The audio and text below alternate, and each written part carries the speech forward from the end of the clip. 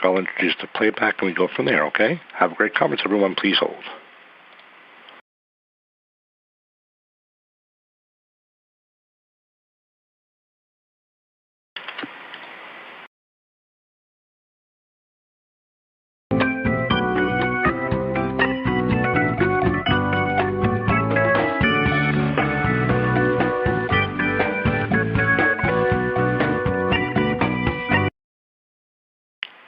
Greetings and welcome to the Jabil fourth quarter and fiscal year 2025 financial results and investor briefing. At this time, all participants are in listen-only mode. A question-and-answer session will follow the formal presentation. You may be placed into question queue at any time by pressing star 1 on your telephone keypad. As a reminder, this conference is being recorded. It's now my pleasure to introduce your host, Adam Berry. Please go ahead, sir. Good morning, and welcome to Jabil's fourth quarter and fiscal year 2025 earnings call. This is also Jabil's 8th annual investor briefing. I'm Adam Berry, Senior Vice President of Investor Relations and Corporate Affairs. This is an important day for us at Jabil, and we appreciate your continued interest in our company. Our investor briefing is always one of the highlights of our calendar. It's our opportunity to step back from the quarter-to-quarter rhythm and give you a deeper look at how we're shaping the business, how we're allocating capital, and how we're positioning Jabil for sustainable long-term growth.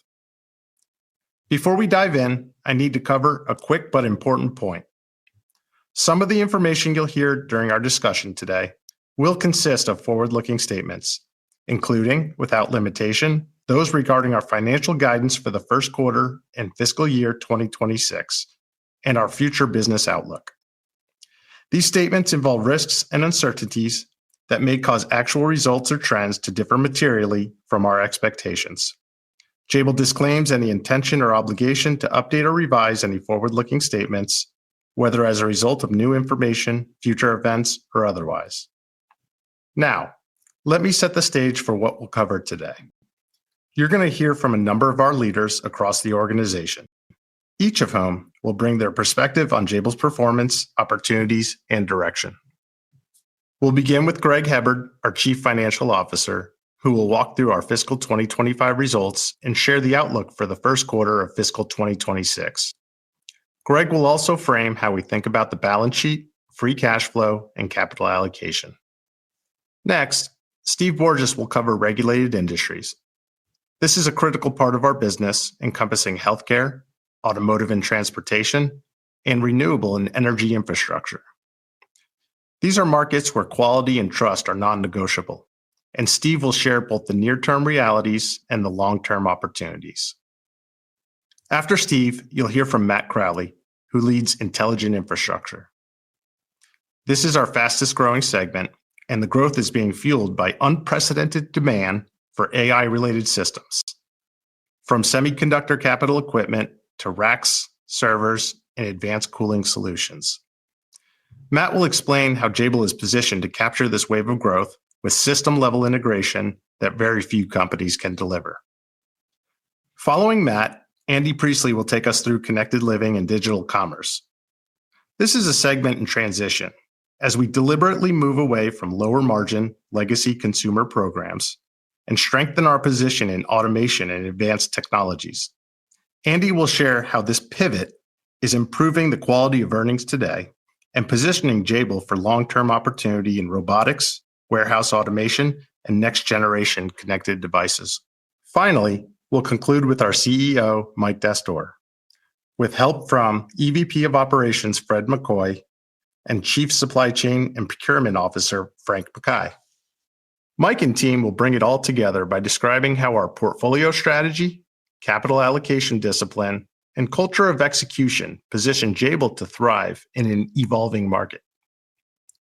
You'll also hear from Mike about the priorities that guide us, serving our customers with precision, driving sustainable earnings growth, and returning significant value to shareholders.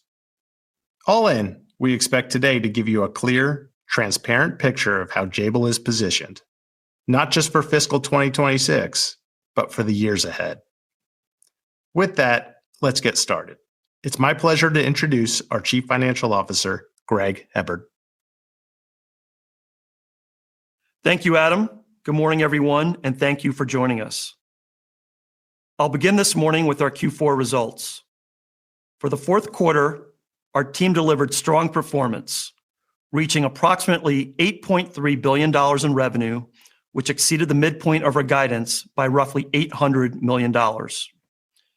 This better-than-expected growth was broad-based, as all three segments came in higher than anticipated. Driven by strong underlying revenue growth, core operating income for the quarter came in at $519 million, well above the high end of our expected range. Our core operating margin was 6.3% of revenue, representing a 50 basis point improvement year over year. Net interest expense for Q4 was $65 million. On a GAAP basis, operating income totaled $337 million, and diluted earnings per share came in at $1.99. Core diluted earnings per share was $3.29. Moving on to our segment performance for Q4, Regulated Industries revenue was $3.1 billion, reflecting stronger than anticipated growth. Healthcare was in line, while renewable and energy infrastructure and automotive and transportation both exceeded expectations, supported by incentive-related demand pull forward and stronger volumes across core programs. On a year-over-year basis, revenue increased approximately 3%, and core operating margin expanded by 40 basis points to 6.5%, driven by a better mix. Turning to Intelligent Infrastructure, where revenue for Q4 was $3.7 billion, $400 million above expectations. The upside was driven primarily by three factors within cloud and data center. First, we reached efficiency faster than planned from more than 700 new employees hired and trained as we moved multiple sites to 24/7 operations in Q3, which lifted shipments. Second, we benefited from a more favorable mix versus Q3, leading to higher average selling prices. And third, in storage, we ramped our second hyperscaler faster than expected and saw stronger than anticipated end-of-quarter demand from traditional storage customers. Core operating margin for the segment was 5.9%. In Connected Living and Digital Commerce, revenue totaled $1.4 billion, coming in slightly ahead of our outlook from 90 days ago. On a year-over-year basis, revenue declined approximately 14%, primarily due to softness in consumer-driven products. This was partially offset by continued growth in warehouse and retail automation. Core operating margin for the segment was 6.6% in Q4, up 210 basis points year over year.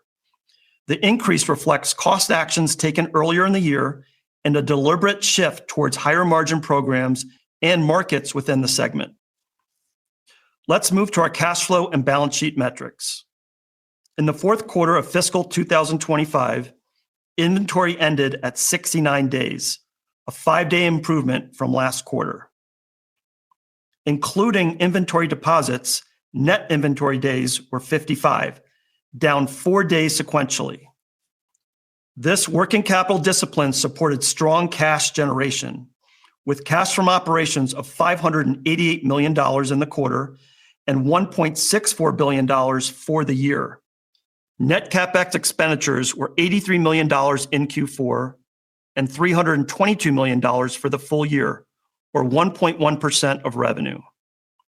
Full-year adjusted free cash flow came in very strong at more than $1.3 billion.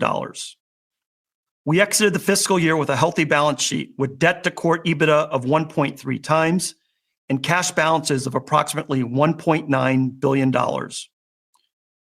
During the fourth quarter, we completed our prior $1 billion share repurchase authorization, consistent with our framework to return 80% of annual adjusted free cash flow to shareholders. With that, let's now turn to our capital structure. We ended FY25 with $4 billion of unused capacity under our global credit facilities. Including that capacity and our year-end cash balance, total available liquidity exceeded $5.9 billion. Our debt and liquidity position remains strong and well-structured. Maturities are appropriately staggered and carry attractive interest rates.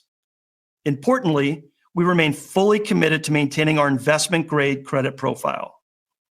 Let's now turn to capital allocation and return to shareholders. Since FY13, we've reduced our shares outstanding from 203 million to 107 million in FY25, a 47% decline driven by our disciplined share repurchase strategy. Over that period, we've repurchased 136 million shares at an average price of approximately $52, contributing to total shareholder returns of $7.7 billion, including both dividends and buybacks.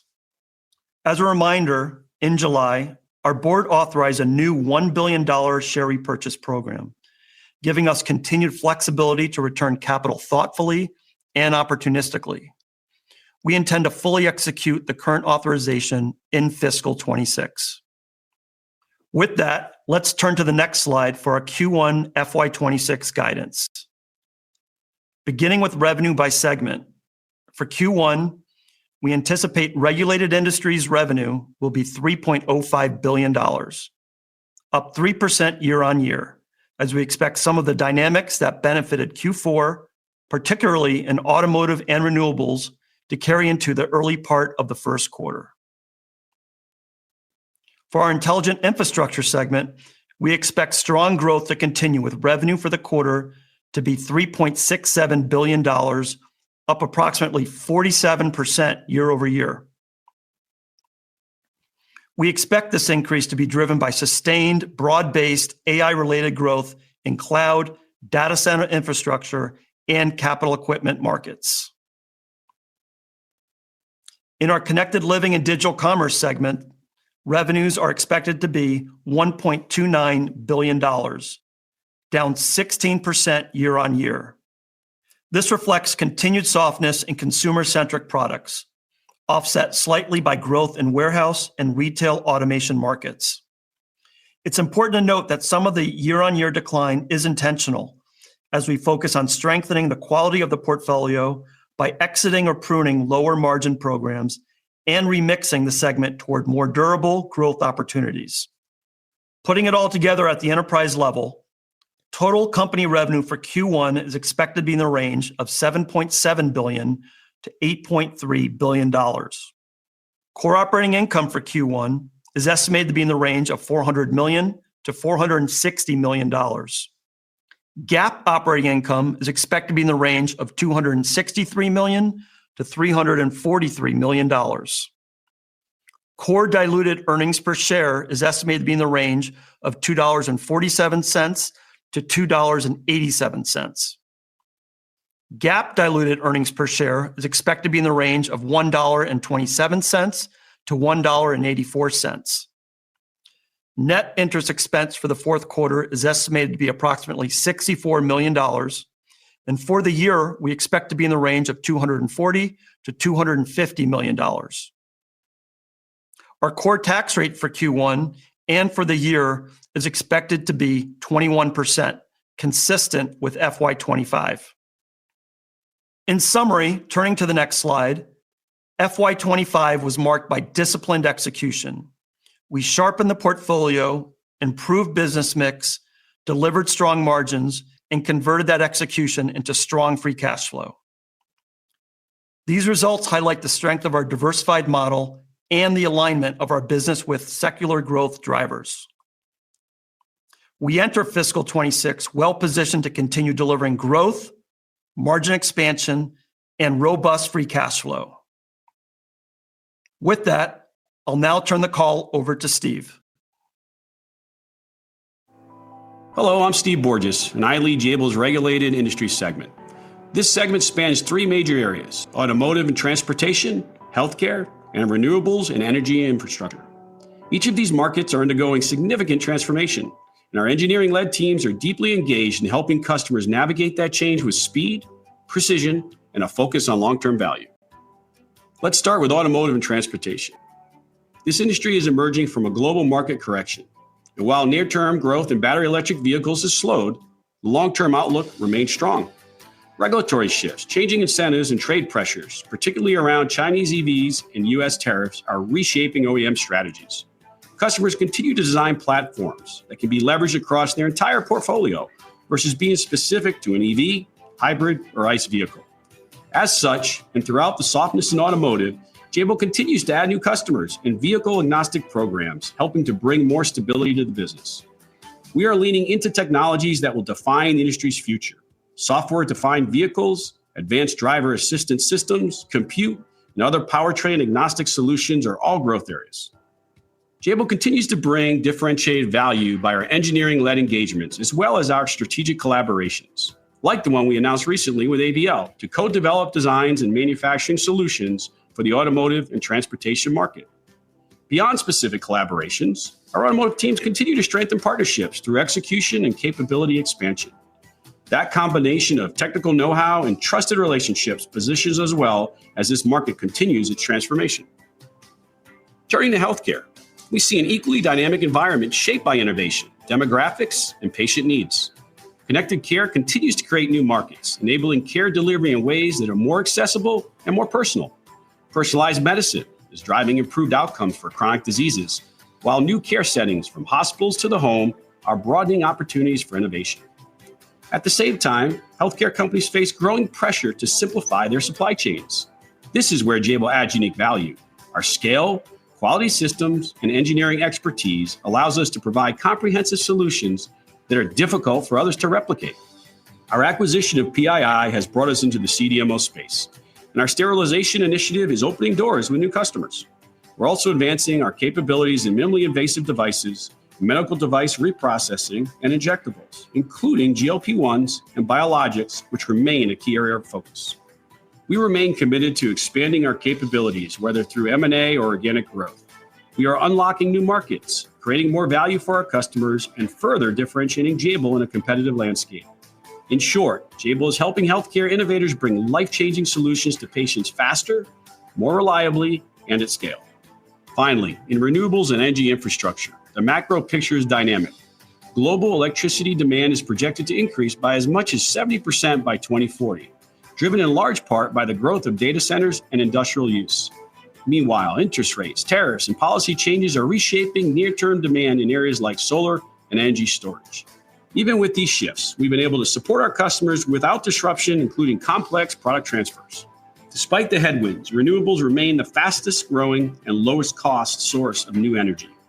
Solar continues to be the largest driver of growth worldwide, while energy storage systems and grid modernization are increasingly critical to balancing supply and demand. Here again, Jabil is leaning into complexity, supporting customers with design and manufacturing capabilities that extend from inverters to battery modules to smart grid technologies. We're also embedding ourselves deeper into building infrastructure, where rising demand for HVAC systems, especially for data centers, and the increasing need for modern security and access control solutions present strong opportunities. Across these markets, our ability to combine engineering depth with global manufacturing scale gives us a distinctive edge. To sum it up, in automotive and transportation, healthcare, and renewables and energy infrastructure, our strategy is thoughtful and deliberate. We build capabilities that matter. We deliver with speed and quality and stay ahead of what's next. This is how we're helping customers solve complex challenges in regulated environments, while driving long-term growth and value for Jabil and our shareholders. Thank you. Good morning, everyone. For those of you I haven't met, my name is Matt Crowley, and I lead Jabil's intelligent infrastructure business. My team and I are focused on enabling growth across three key end markets that sit at the heart of today's technology transformation: capital equipment, cloud and data center infrastructure, and networking and communications. AI and advanced compute are driving one of the most profound infrastructure build-outs in decades. At the same time, our customers are demanding speed, resiliency, and cost efficiency in how they scale. Our role is clear: to be the trusted engineering-led manufacturing partner that helps our customers scale faster, integrate more seamlessly, and deploy new platforms with confidence. And what differentiates Jabil is that we're positioned across the entire AI hardware ecosystem. Not just a single piece of the puzzle, but the combination of compute, storage, networking, power, cooling, and the tools that make all of this possible. Let me start with cloud and data center infrastructure. This is where the acceleration of AI workloads is most visible. The largest global platforms are redesigning servers, racks, and data center architectures around liquid cooling, next-generation processors, and unprecedented bandwidth demands. Our strategy is to engage at the rack scale level. Instead of supplying individual parts, we're integrating full racks into one deliverable system. That's a huge differentiator. It shortens our customers' time to deployment and allows them to scale with confidence. We've also aligned our footprint with these needs. In North America, for example, we're standing up new capacity that is purpose-built for liquid-cooled racks. That gives our customers not only scale, but also the regional diversification they're asking for. Another critical piece of our data center strategy is thermal management. As processors get hotter and denser, traditional air-cooled solutions aren't enough. We're investing in advanced cooling technologies and integrating them into our data center platforms. And power is just as important as cooling. We're expanding into low and medium volt switchgear, PDUs, and UPS systems, integrating them directly into rack and data center designs. This allows us to deliver a truly end-to-end solution where compute, networking, power, and cooling all come together in one integrated system. Turning to capital equipment. This is the technology that underpins the entire semiconductor industry. From wafer fabrication to automated test equipment, the capital equipment market is where the building blocks of AI infrastructure are created. Here, our strategy is to move closer to the chamber, to the most critical parts of the tool where precision, quality, and reliability matter most. We're working with leading equipment makers to expand our role in RF power systems, gas delivery sensors, and other chamber-adjacent technologies. By doing this, we become more embedded in our customers' platforms, which makes us harder to replace and more valuable over time. We're also investing in geographic expansion to align with our customers' global supply chains. That means adding capability in India, Poland, Southeast Asia, so that when our customers expand capacity, we're already there to support them. The same thermal management automation and precision manufacturing techniques we use in semiconductor tools are being leveraged in data center and networking applications. That's the power of having a portfolio that spans multiple interconnected markets. The third piece of intelligent infrastructure is networking and communications. Here, our strategy is anchored in liquid-cooled switching and system-level integration.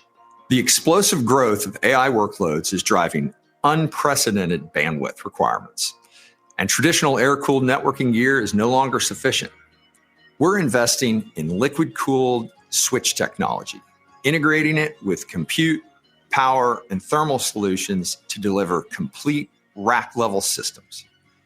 This is a space where Jabil is uniquely positioned because we're not just supplying a switch, we're engineering the entire system around it. And we continue to focus on our silicon photonics business, where we've developed advanced packaging capabilities to support the ongoing scale out of transceiver platforms and the backbone of high-speed optics.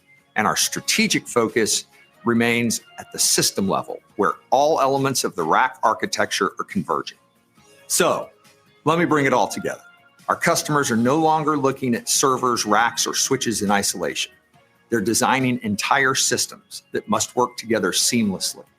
And Jabil's positioned uniquely to deliver that. By operating across capital equipment, data center infrastructure, and networking, we bring insights and capabilities from each domain into the others, creating leverage that few competitors can match. By executing flawlessly for our existing partners and continuing to invest in differentiated capabilities, we're laying the foundation not only for today's demand, but for the data center and networks of the future. Thank you. Hello, I'm Andy Priestley, and I lead Jabil's Connected Living and Digital Commerce segment. This segment is built around two major areas: consumer devices and digital commerce and robotics. Together, they represent a diverse and dynamic mix of technologies that are shaping how people live, shop, and interact with the world around them. Let's start with digital commerce and robotics, where the pace of change is fastest. This part of our business includes retail automation, e-commerce, robotics, and AI-driven systems that are being fueled by powerful megatrends. Across the supply chain, full-scale automation has taken hold, from lights-out warehouses to autonomous last-mile delivery. Physical retail is being reimagined through smart shelf labels, connectivity, and robotics, turning stores into digital assets that support omni-channel experiences. Payment technologies are also evolving. Fintech and biometrics are transforming how transactions happen, particularly in small and medium-sized markets where contactless and custom point-of-sale solutions are becoming the norm. Turning to automated retail. This market segment is growing very quickly, driven by demand for speed, convenience, and self-service in areas such as autonomous vending and ghost kitchens. Lastly, robotics and AI are both advancing quickly. Gen AI and large language models are enabling robots, even humanoids, to learn from existing models and images, making them more adaptable, capable, and widespread. At Jabil, we're investing in engineering and design expertise that allows us to support the most complex and demanding technologies in the market.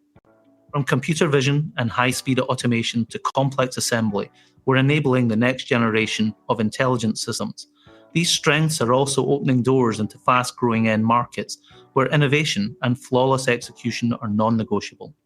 The shift towards more complex, higher-value technologies is driving margin expansion and positioning Jabil as a key enabler of next-generation commerce. This is where Jabil moves up the value chain, not just producing systems, but partnering with customers to solve labor challenges, improve performance, and deliver better customer experiences. Jabil is the largest manufacturing solutions provider for digital commerce and warehouse automation customers.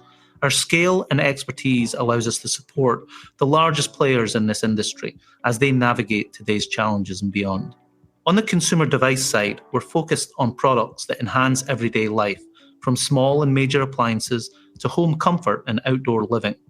Consumers want smarter, more connected products enabled by AI, machine learning, and IoT. Wireless power, energy efficiency, and intuitive interfaces are becoming standard.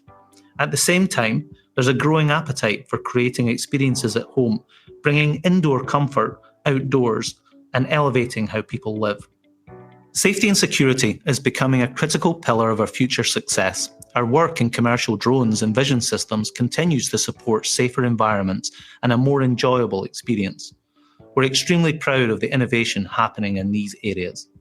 While segment revenues show a slight year-over-year decline, the underlying story reflects a thoughtful evolution towards more sophisticated technologies in digital commerce and robotics. Over time, we will concentrate our consumer device business in areas where our engineering depth provide margin accretive opportunities with premium brands. It's also very important to note that our consumer business remains a vital driver of positive cash flow, helping to fuel the innovation and investment that power our growth in areas such as automation, AI, and robotics. Connected Living and Digital Commerce segment has been playing a major role in our geographic mix shift since 2023, with strategic moves from China to Mexico. That said, China remains essential to our future success. It continues to teach the world how to manufacture with efficiency at scale, and we value its role in the larger ecosystem. To summarize, the Connected Living and Digital Commerce segment is evolving quickly. We're enabling smarter systems, more connected experiences, and helping our partners stay ahead of the curve. That's how Jabil is creating value today while building the foundation for long-term growth. In closing, I'd like to thank the extended team for what has been an exceptional year. This team has delivered record performance and won multiple new programs with new and existing customers. Thank you. Thanks, Andy. Good morning, everyone, and thank you for joining us. As you heard from the group today, fiscal 2025 was a great year for Jabil. We delivered solid revenue growth, expanded core operating margins, grew core EPS, and generated strong free cash flow and extremely strong return on invested capital. Upon taking a closer look, the dynamics varied by end market. In regulated industries, automotive and renewables faced pressure. In sharp contrast, intelligent infrastructure was the growth engine as AI-related demand accelerated across capital equipment, data center, and networking. And in connected living and digital commerce, we continue to rationalize the portfolio and execute a deliberate mix shift, de-emphasizing lower margin legacy consumer programs while strengthening our position in advanced warehouse and retail automation. So stepping back, FY25 demonstrated two things at once. Some end markets were choppy, yet the company remained resilient. Where automotive and renewables slowed, AI-driven demand more than offset. Where consumer categories softened, CLDC expanded margins through portfolio pruning. And across the enterprise, free cash flow came in extremely strong. Let me take a moment to talk about what sets Jabil apart, what we call the Jabil advantage. Our competitive success is driven by the effective integration of 5 key pillars. First, a long-tenured team and culture of operational execution. Around the world, teams deliver with safety, quality, and accountability. In a complex environment, that consistency is the difference between promises and performance. Second, our regional manufacturing footprint. Over the past decade, we've shifted to a regionalized model, designing, building, and delivering products where they're consumed. In today's environment of tariffs, policy shifts, and supply chain complexity, this is proving to be a clear competitive advantage. Our geographic mix is also transformed. In FY18, we were heavily weighted towards Asia. By FY25, our revenue profile is more balanced, resilient, and flexible. 2 factors drove the shift. The FY24 divestiture of our mobility business, which reduced concentration and freed resources for higher growth opportunities, and the rapid build-out of AI infrastructure in the US, which raised our Americas share of revenue from 25% in FY18 to 46% in FY25. This improved balance highlights the strength of Jabil's strategy, building capabilities everywhere to serve customers wherever they operate. Third, scale rationalization and diversification. Hundreds of customers across a number of end markets trust us with mission-critical programs. That diversification provides both stability and optionality as technologies converge and market demand shifts. Today, as we continue to scale in AI-related growth areas, rationalize part of our portfolio, particularly in CLDC, and diversify further within customers and end markets, those same strengths are what position Jabil to keep delivering through various cycles. Fourth, supply chain orchestration. We manage one of the world's most complex supply chains with over 38,000 global suppliers and over 700,000 unique parts, which enables us to help customers redesign bill of materials, qualify new suppliers, and secure continuity. That capability matters most when markets are tight or trade policies shift. And finally, our last pillar is automation and AI inside our factories. As programs move into higher cost regions, competitiveness depends not just on labor cost, but also on labor availability and the concentration of skilled workers in certain areas. To address this, we embed robotics, predictive maintenance, automated optical inspection, and scheduling optimization, to name a few, across our operations. These tools improve quality, accelerate ramps, and reduce cost. With more than 30 sites in the US, our footprint here has never been larger. At this time, I would like to invite Fred to discuss how we are leveraging AI and automation throughout our factory network, followed by Frank, who will share insights into how advanced AI tools are enabling and optimizing our supply chains. Thanks, Mike. I'm Fred McCoy, and I lead Jabil's global operations. At Jabil, we're building the future of manufacturing, where intelligent automation, AI-driven processes, and a fully connected ecosystem empower our people to deliver value to customers and elevate our performance. The reality is that we've been using AI in our operations for years. On our production lines, we deploy several thousand proprietary cameras with embedded AI computer vision models for inline quality inspections. We use tools for modeling our inventory levels and logistics planning, and we optimize our equipment utilization across our network. By connecting our more than 400 SMT lines and now our injection molding and CNC machining equipment, We're deploying AI agents to categorize and optimize downtime, attrition, and yield loss, which helps us self-correct and improve efficiency and make faster decisions. We've deployed generative AI tools that give our operators quick access to the information they need on the manufacturing floor. This means problems can be solved in place without interrupting production, and teams have more confidence in the data behind their decisions. Simultaneously, automation is expanding rapidly across our network. Today, we have more than 25,000 robots in production and a team of over 2,000 trained automation engineers and technicians. They design, build, and maintain solutions ranging from simple robotic arms to complex high-speed systems. For mid-volume production, our proprietary modular gear delivers flexible and cost-effective automation that can be reconfigured as products change, lowering costs and accelerating deployment. We've also developed and are deploying a blueprint for material automation, including autonomous guided vehicles and automated storage and retrieval systems. These solutions improve safety, provide real-time material traceability, and eliminate millions in manual handling costs. Across the industry and at Jabil, investment in AI and automation is accelerating. Our job is to embrace these technologies, partner with customers and suppliers, and industrialize them at scale across our facilities. The future of our factories will bring even more collaboration between people and machines, and our employees will focus on higher value tasks that drive quality, safety, and innovation. The result will be a new level of agility, traceability, and competitiveness that sets Jabil apart in the marketplace. I'll now pass it off to Frank to talk about the work we're doing in embedding AI into our procurement and supply chain processes. Thank you, Fred. Hello, my name is Frank Mackay, and I lead Jabil's global procurement and supply chain operations. At Jabil, we are integrating AI into every layer of our supply chain to make it smarter and more resilient. Our vision is an autonomous supply chain built on an AI technology stack that combines machine learning, agentic AI, and generative AI with Jabil's decades of global experience. One example is vCommand, our supply chain intelligence and orchestration platform. vCommand gives our global teams full end-to-end visibility and provides customers with a secure window into their supply chain. By connecting real-time data across our ecosystem, we can break down silos, run simulations, and act quickly on the most important insights.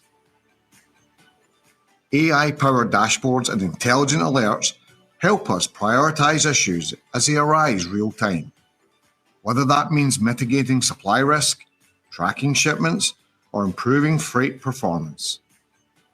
The platform is also evolving with an AI-driven roadmap that includes new capabilities such as end-to-end supply chain footprint mapping, disruptive event management, and advanced tariff analytics. These features will build on the intelligent dashboards and alerts that are already in place, giving our teams and our customers even greater resiliency, transparency, and speed to action. We also use AI in our proprietary procurement intelligence platform, which brings together billions of data points from millions of parts and suppliers. With this data, we can benchmark costs, run sourcing scenarios, and negotiate with much greater speed than ever before.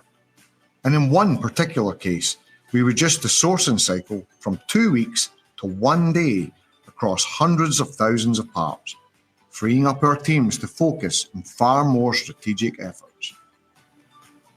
Through Ideate Global, our joint venture with Cyphered, a native AI SaaS provider, we're advancing even further. This platform combines Jabil supply chain expertise with Cypher's self-learning AI to autonomously manage multi-tier supply chains, respond to disruptions in real time, and deploy new applications in weeks rather than months. Together, these tools are reshaping how procurement and supply chain management works at Jabil. By embedding AI into our operations, we're improving agility, transparency, and efficiency while setting a new standard for overall supply chain performance. I'd now like to pass it back off to Mike. Thanks, Frank. As you just heard from the team, the 5 pillars are not abstract. They shape how we operate in highly regulated markets, how we capture AI growth in intelligent infrastructure, and how we're reshaping CLDC for margin and durability. With that, I'd now like to walk you through the dynamics across each of our segments for FY26. I'll begin with regulated industries. Think of regulated industries as the place where reliability, compliance, and quality are non-negotiable. The near-term picture is mixed, but the long-term themes are positive. I'll start with the headwinds are most visible in the short term. While EV adoption is strong in China, in both the US and Europe, demand is slowed. And intensifying competition among automakers is affecting customer market share and influencing technology strategies. These dynamics will weigh on FY26. As a result, we believe our auto and transport end market will decline by 5%. Even so, there is reason for optimism. The long-term trends remain promising as BEV still represents the fastest growing powertrain. This, in addition to the adoption of software-defined vehicles and ADAS, is increasing the content per vehicle. The team is deeply embedded with leading OEMs on the technologies that are expected to define the industry's future. Compute modules, advanced driver assistance systems, and other powertrain agnostic solutions are all growth areas as we support our customers' next generation vehicles. And in renewables and energy infrastructure, over the last 2 years, we have helped customers rebalance portfolios, localize supply chains, and diversify across commercial and residential projects. These actions improve resilience now and position us for upside as economics, interest rates, and demand improve. Said differently, we have done the blocking and tackling to be ready when demand improves. By contrast, we believe healthcare outsourcing is entering a growth phase. Growth in FY26 is expected to be led by drug delivery systems, including GLP-1 auto-injectors and on-body monitoring, such as continuous glucose monitors. Although these programs have long incubation lead times, they're sticky for customers, valuable for patients, and margin accretive for Jabil. It's worth noting, healthcare, with a healthy pipeline of new business awarded, is expected to be an important contributor to our path towards 6% core operating margins. Putting the segment together, in FY26, we expect regulated industries to be flat on revenue with margin expansion, as healthcare growth helps offset automotive and renewables. If regulated industries is about trust and durability, intelligent infrastructure is about velocity. Our strategy here is clear. Win at the system level. Instead of treating servers, racks, switches, power, and cooling as separate silos, we design and deliver integrated systems that combine compute, networking, power distribution, and advanced cooling. That integration shortens time to deploy and lowers total cost for customers, exactly what they need as AI capacity scales. You can see the strategy at work across the 3 end markets in this segment. In capital equipment, we're moving closer to the chamber with RF power, gas delivery, and sensors, capabilities at the heart of semiconductor tools that manufacture AI chips. As AI continues to drive demand for more large memory and system-on-chip designs, we expect demand for automated test equipment to remain strong for the foreseeable future. As we sit today, we expect another strong year with 16% revenue growth year over year. And in cloud and data center infrastructure, we operate at rack scale, designing and delivering complete systems with advanced liquid cooling and integrated power, spanning low and medium voltage switchgear and other solutions that enable power delivery from grid to chip and thermal management from chip to the outside. And in networking and communications, we are scaling liquid-cooled switching today while preparing for the eventual shift to co-packaged optics as industry standards mature. In the meantime, pluggable optics remain the backbone, and we continue to build those platforms. Strength in networking is expected to be offset with continued softness in the 5G infrastructure market. Putting it all together for the II segment, Jabil's engineering-led system-level capabilities extend across multiple interconnected markets in the AI space. That reach enables us to transfer technologies and connect these markets seamlessly, and it's this integration that stands out as a key differentiator, placing us right at the center of the AI ecosystem. In FY24, our AI-related revenue stood at approximately $5 billion, rising to approximately $9 billion in FY25 as we brought on additional capacity in the US. Looking ahead, we expect AI-related revenue to grow by roughly 25% in FY26, reaching about $11.2 billion. It's worth noting that demand continues to be extremely strong, as evidenced by our recent performance. However, it's also worth noting that we're now bumping up against capacity in the US. As you may recall, in June, we announced a new facility in North Carolina to address these capacity constraints. Notably, this new state-of-the-art site is set to come online in the summer of 2026 and will serve as a showcase for Jabil's AI rack manufacturing capabilities and will be designed from day one with key partner capabilities like NVIDIA's Omniverse and Endeavor's power and cooling solutions, which positions us very well to meet future demand with greater agility and expertise. Once operational, we expect the site to empower us to sustain robust double-digit growth in AI-related revenue in fiscal 27 and beyond. For FY26 overall, we expect intelligent infrastructure revenue to grow 18%, with double-digit contributions from cloud and data center and from capital equipment.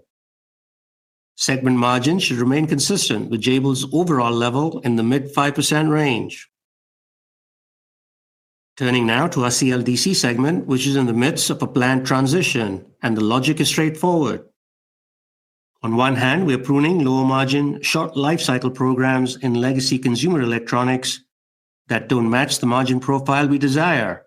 On the other hand, we're investing where growth and margin are stronger, like in digital commerce, where automation has become essential for customers to accelerate the delivery of products to and from fulfillment centers and physical stores.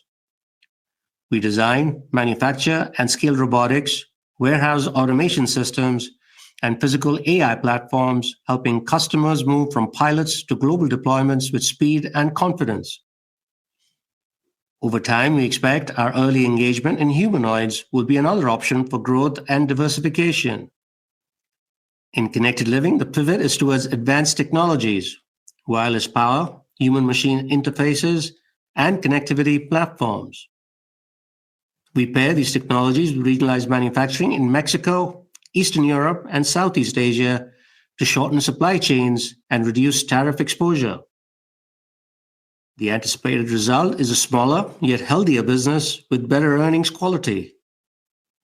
For FY26, we expect CLDC revenue to decline about 13%. So what does all this mean for the enterprise level? Here's the FY26 outlook. Collectively, our portfolio remains balanced and well-positioned for sustainable value creation. For FY26, we expect approximately 5% revenue growth to about $31.3 billion. We expect core operating margin to expand by roughly 20 basis points to around 5.6%, in spite of the underutilized capacity in multiple geographies. Core earnings per share is expected to be $11 in FY26, and we anticipate free cash flow to be greater than $1.3 billion. Moving on to capital allocation, our priorities are straightforward. First, we'll invest organically in the highest return areas such as AI infrastructure, healthcare, and advanced warehouse and retail automation. Second, we'll pursue acquisitions that build capability and, where it makes sense, step into higher value markets where we bring something distinctive to customers. Our M&A philosophy is simple. 1 + 1 must equal 3. Third, over time, we expect to return about 80% of free cash flow to shareholders through a mix of buybacks and dividends while maintaining a strong, flexible balance sheet. The filter is simple. Every dollar must raise returns, build resilience, or both. Looking beyond FY26, here's the long-term model. Stepping past the next 4 quarters, our focus is unchanged. We target 6% plus core operating margins and north of $1.5 billion in adjusted free cash flow over time. How do we get there? 3 levers. First, better mix, leaning into healthcare, AI, and digital commerce, where our system-level capabilities can be leveraged best. Second, better execution, embedding automation, AI, and robotics in our operations to raise quality and speed while lowering cost. Third, better capacity utilization across our global network, so every site contributes more often. In short, better mix, better execution, better asset turns. Before I close, a word to our people. Strategy is only as strong as the team that runs it. In Asia, the Americas, and Europe, I see the same hallmarks as I visit Jabil sites: a commitment to safety, respect, culture and belonging, execution, and customer focus. Thank you for what you do every day for our customers and communities. Let me close by answering a straightforward question. Why do I feel Jabil is uniquely positioned for continued success? Let me bring it back to where I began.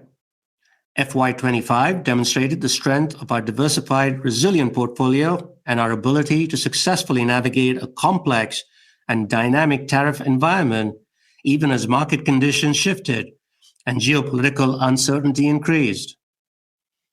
Our competitive edge is clear: system-level engineering expertise, robust regionalized manufacturing footprint and global scale, world-class supply chain management, and a culture that executes. We are powering the build-out of AI infrastructure, operating with precision in regulated markets, automating digital commerce, and building capabilities such as humanoids for the future, all while consistently returning the vast majority of cash flow to shareholders.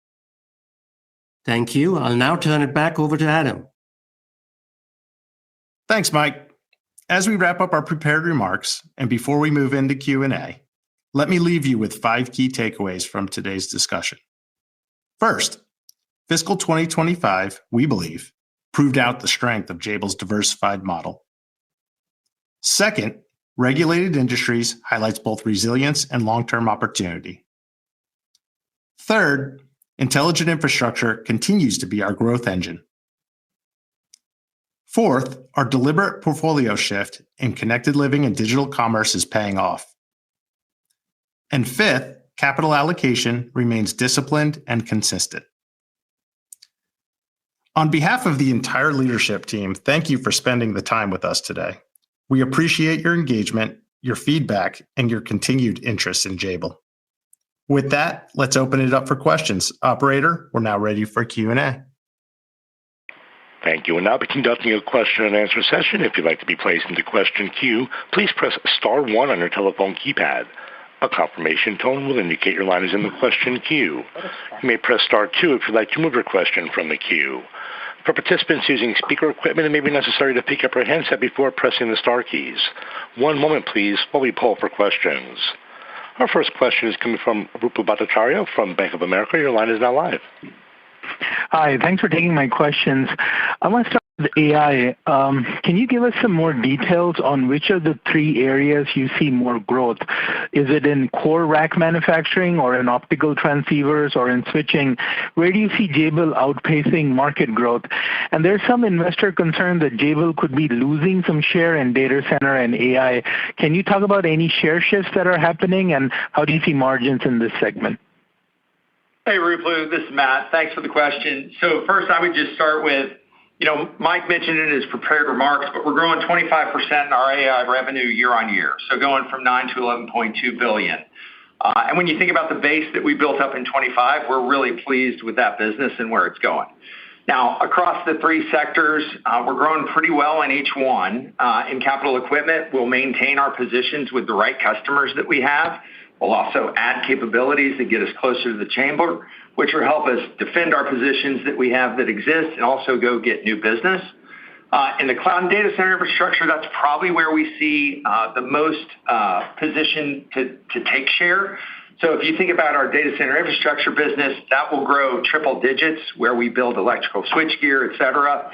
And our cloud business will continue to grow. So we feel really good about where that's headed. And while in the networking and comm space, our communications business is offsetting the networking growth, we're going to grow at roughly 25% in networking. So across the board, we feel good about the share that we're taking. We actually don't see any share loss. We feel like we're gaining share, especially in the data center infrastructure business. So we feel good across the board about where our AI revenue trajectory is headed. Okay, thanks for that, Matt. Maybe I'll switch to healthcare. So it looks like from your fiscal 26 guide, you're guiding to the low end of mid-single digit growth. Can you talk about where you see growth? Is it in devices, equipment, or drug delivery? And specifically, is the Croatia facility, seems like it's getting delayed in terms of getting populated. How do you see the impact to margins of that in fiscal 26? And then how should we think about margins beyond that? Hey, Ruplu, Steve here. Thanks for the question. So to answer your question, first let me go back to my comments this time last year, and then I'll give you the go-forward perspective. First, I mentioned last year at this time, the overall med device market is growing roughly 3 to 4%. And on that call, I said my expectation was we would return to growth in fiscal year 26, driven by our past wins in the areas that Mike mentioned in his opening remarks, GLP and biologics growing and getting into production. And that's continued as planned, most especially to answer your question on Croatia. Croatia is on track as planned. There has been no changes. There are no delays. So that's moving forward as we anticipated. In addition, this year, your question about new wins, in addition, I'd say that we have quite a few new wins. They're in the areas of med devices, CGMs, and general auto injector growth. That's driven not just by GLP-1s, though, but by biologics. And I've mentioned in prior calls the growth that we're seeing in the pharma segment as it relates to biologics and the need for injectors to support that. And as a matter of fact, we recently added a new win for our Dominican Republic site that's going to leverage our new sterilization capability, which we recently invested in. But as we've talked about before, these ramps, due to automation, lead times, regulatory validation requirements will take some time to ramp. But those are some really, really good new wins for us. And I'd say in addition, we sit today with our largest funnel of V2Vs, which is obviously not forecasted, but could create some opportunities this fiscal year, depending on timing. And then I'd say, last but not least, in our video, we mentioned the PII transaction, and it is on track. And we're excited that the team has already added a new customer, and we have many visits planned now that the integration is complete. So to summarize a very long answer, is what I'm trying to say is that with our new wins, even from last year and the ones this year, that I expect growth rate in healthcare to be at or above the 5% range going forward. Hey, Ruplu, if I could just add, I think your question around Croatia in FY26, Croatia was never meant to be an FY26 event. It was always an FY27, almost second half of FY27 event. And that's completely planned, and that is exactly how it's turning out. So absolutely no delays, as Steve mentioned. Okay, thanks for the details there, Steve and Mike. I'm going to try and sneak one more in. Mike, looks like you met with Indian Prime Minister Shri Narendra Modi. Can you talk about how the meeting went? And can you give us specifically your thoughts on investing in the U.S. versus in India? Because there are different tariff rates. How do you prioritize those two regions in terms of investment? Thank you, Ruplu. Very positive meeting, very pro-business. I think the pro-investment sort of atmosphere there is very pleasing to see. Of course, my meeting was before the whole tariff situation, so we're monitoring that. But having said that, don't forget, India has the largest middle-class population in the world, huge domestic demand. So it has a manufacturing right by itself, regardless of tariffs. One of the things we focused on quite a bit here in the U.S. is the manufacturing. We've gone from 14, 15 sites to more than 30 sites in the U.S. over the last few years, we prioritized our manufacturing to the U.S., and that's paying dividends. All our AI growth is coming through these sites in the U.S. as well. We're opening up a new facility in North Carolina. It'll be a state-of-the-art facility. It'll probably be our largest site in the U.S. Going forward as well. So we're focused on both. I think the U.S. Obviously is a priority for us. We're a U.S. domiciled company we've been here for 60 years in the U.S., so definitely prioritizing the U.S. Okay, thanks for all the detail. Thank you. Next question is coming from Mark Delaney from Goldman Sachs Asset Management. Your line is now live. Yes, good morning. Thank you very much for taking the questions. Wanted to start, if I could please, with the data center business. Can you help us better understand how Jabil is managing its capacity in order to meet the demand in the data center related products, both in the first quarter and also this fiscal year? And I asked because you've commented that some of your sites are running 24/7 and have been at peak levels. So what are you doing in order to meet that demand, and what does that mean for the shape of growth this year? Yeah, so, hey, thanks, Mark. This is Matt.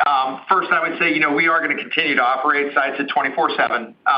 Additionally, we're going to sites in the U.S. where we had some underutilization, and we're going to go and consume that capacity.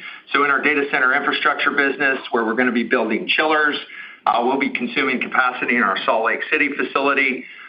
So we're utilizing the network of capacity across the country. And then in addition to that, we are going right now to start retrofitting the sites that exist to be prepared for liquid cooling. So as customers transition and as data centers move from air to liquid to liquid to liquid, we have to be ready to manufacture at the same scale and support that liquid and power requirement. So we are in the process right now across the network of factories in the U.S., retrofitting them so that we can build liquid-cooled infrastructure, and that will be throughout the year, which is why you see the shape of the year coming together the way it does. But as we get through the year, it positions us perfectly for 27. So we feel good about where we're headed. Thanks for that, Matt. And I also wanted to better understand the margin dynamics within the intelligent infrastructure business. If I heard correctly, the company is expecting margins this year to be in the mid 5% range. That's relatively flattish on very robust top line growth. So maybe help us understand some of the puts and takes to that segment for fiscal 26, and how should investors think about margins in that space over the longer term? There's been a lot of growth. There's also been some investor debates around the degree of competition. So if you can share more around how you're thinking about profitability, it would be helpful. Thank you. Yeah, I mean, look, so we're absolutely across the portfolio. We have business that's going to be accretive. We have business that's going to be in line with the enterprise, and we're managing the portfolio appropriately. I would tell you that where we have invested in specific capabilities, like our silicon photonics business, like our data center infrastructure business, we expect margins to be accretive. But across the portfolio, there is going to be business that is more in line with the enterprise. So we're trying to manage and invest in the right places. And oh, by the way, this year we will be investing in more capability to position us well into the future. So we're going to manage the portfolio appropriately to enterprise level targets.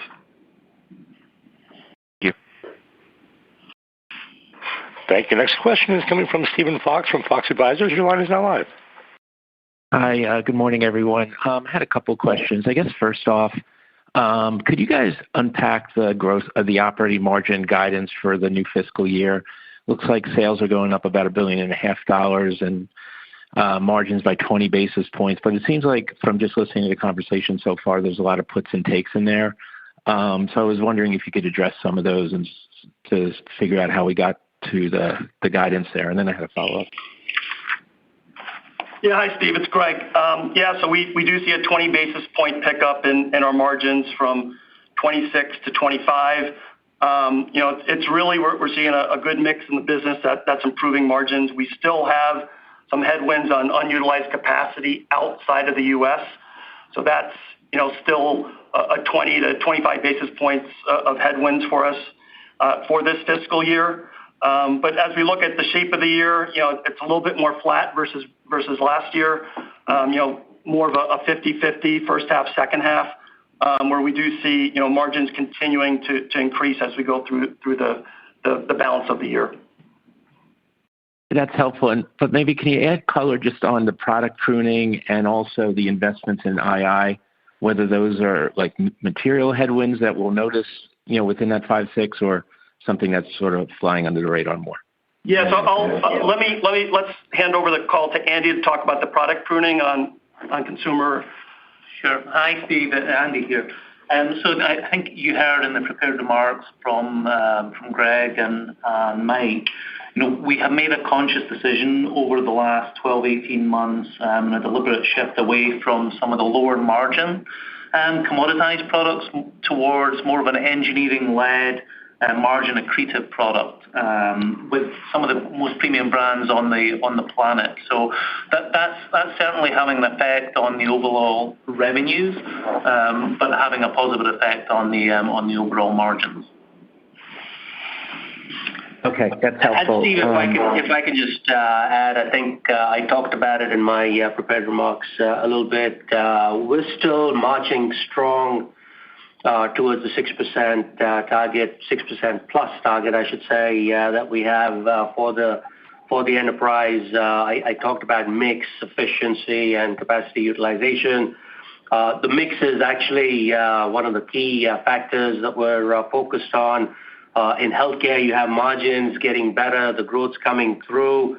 We've actually booked a decent pipeline. Obviously, with the longer incubation, that will take a little bit of time. In AI data center infrastructure, we see growth. There's absorption of SG&A. So that's going well. Capital equipment, liquid cooling, again, higher margin profiles. And then if you look at digital commerce and robotics, that's higher margin as well. So overall, the mix that we're focused on will help us get to that 6%. Efficiency is another one that I've talked about. I think Fred and Frank talked about on the video, automation, AI, just normal efficiencies. I expect contribution of about 10 bips annually from efficiency. And then Greg talked about capacity utilization. Capacity utilization normally runs at 85%. Today, it's still at 75%. A lot of the growth that we've seen has come in the U.S. There's been a little bit of a mismatch between where our capacity was surplus and where we have to put up new sites and new capacity. The bad thing is it's hurting our margins right now. Good thing is the surplus capacity is available for new business going forward. So that will be accretive to margins as well. So overall, no change in our 6% profile. I know your question was more on FY26, but I want to make sure that the investors understand that 6% is very much in play for us. Great.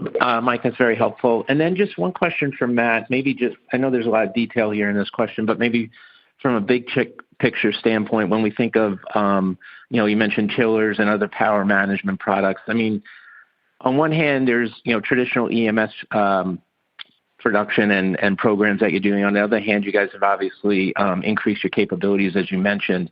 Like, how does that all play out in terms of the market, especially when we think of a large competitor of yours that is more of an OEM play on power? How does Jabil compare within that sort of range of what you could be doing and what it means for the margins? Thanks.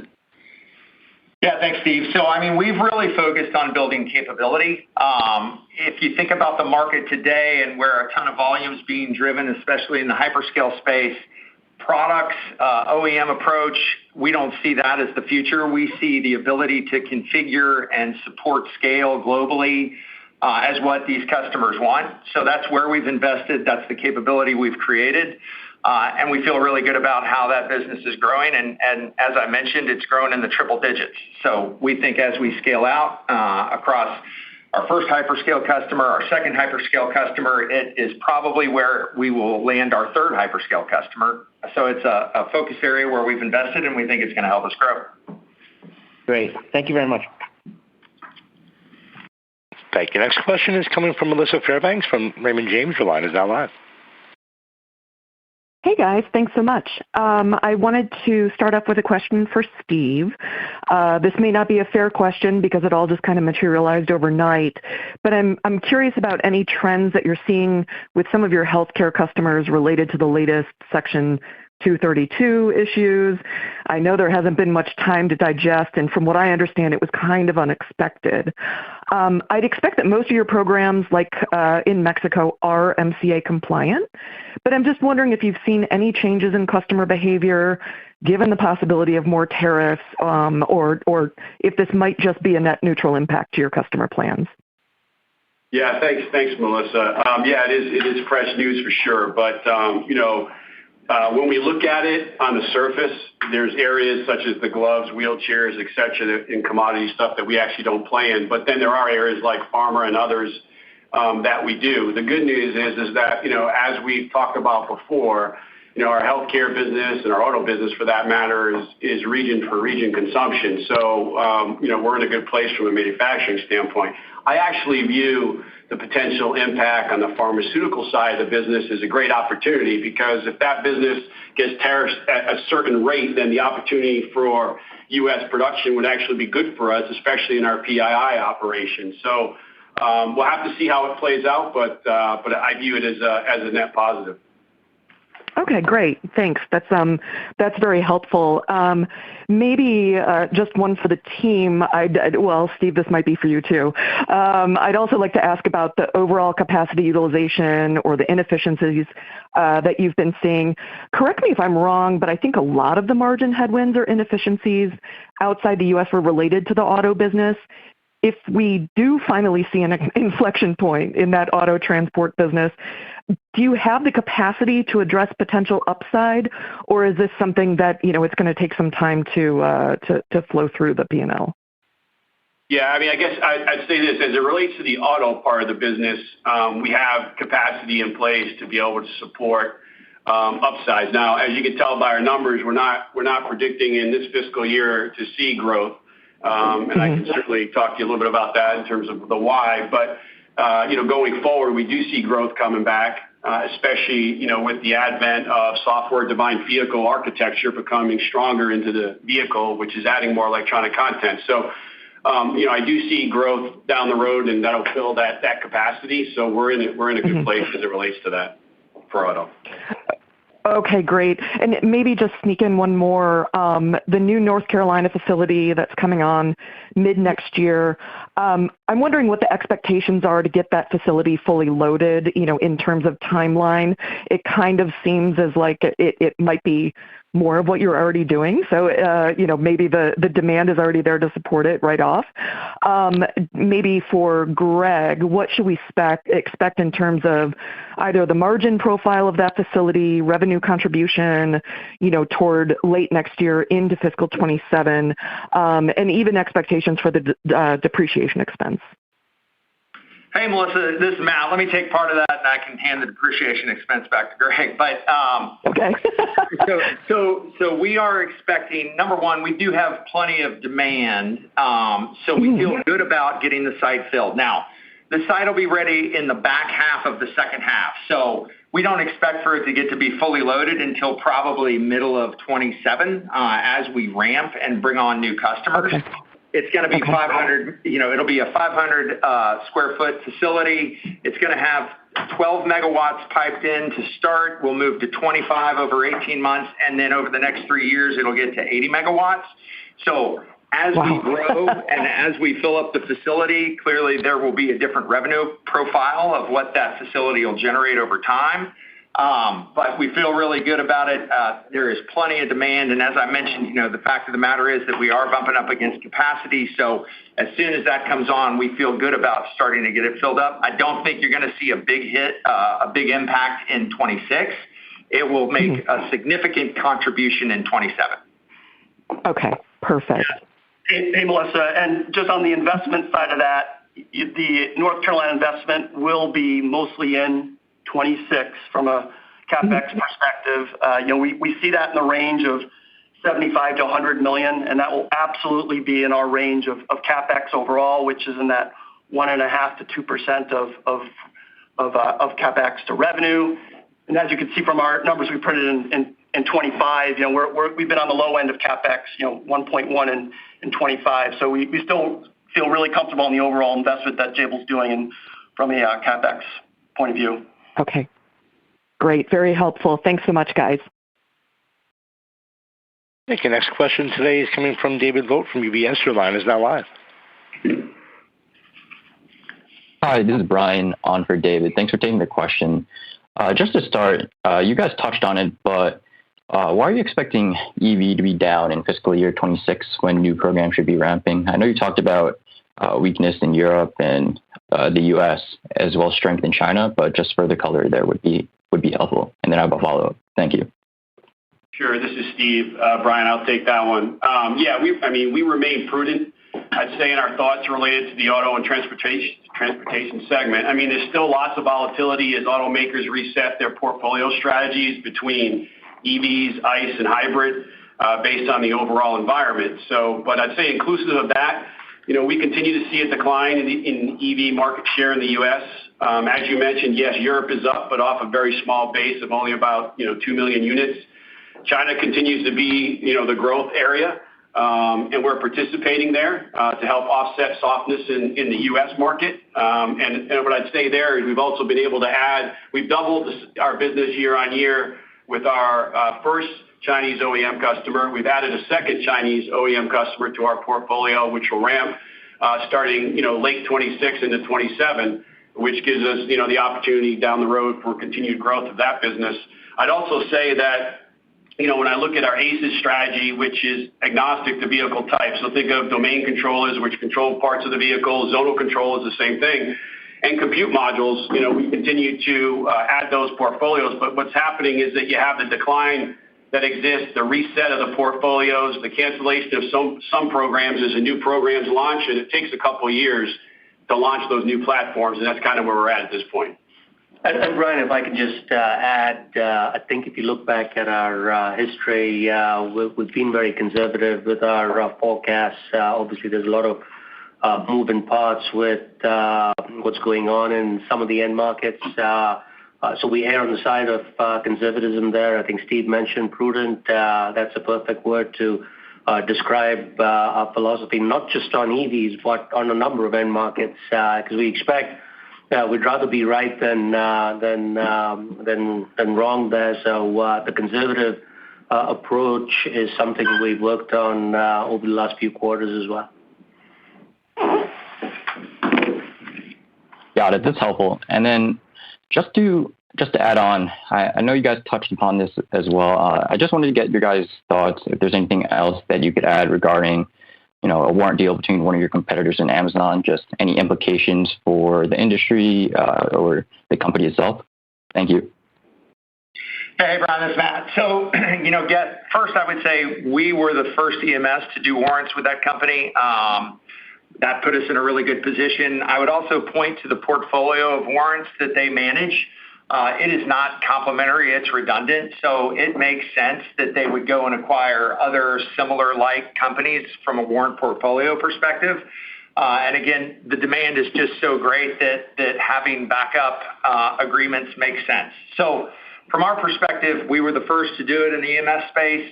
It's going to be a benefit to us. We have very little to no concern over the fact that they would do it with a competitor because we expected them to.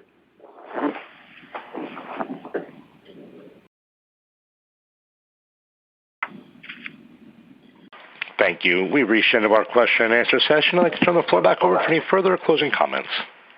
That concludes our call today. If you have any further questions, please reach out. Thank you. Thank you. That does conclude today's teleconference and webcast. You may disconnect your line at this time and have a wonderful day. We thank you for your participation today.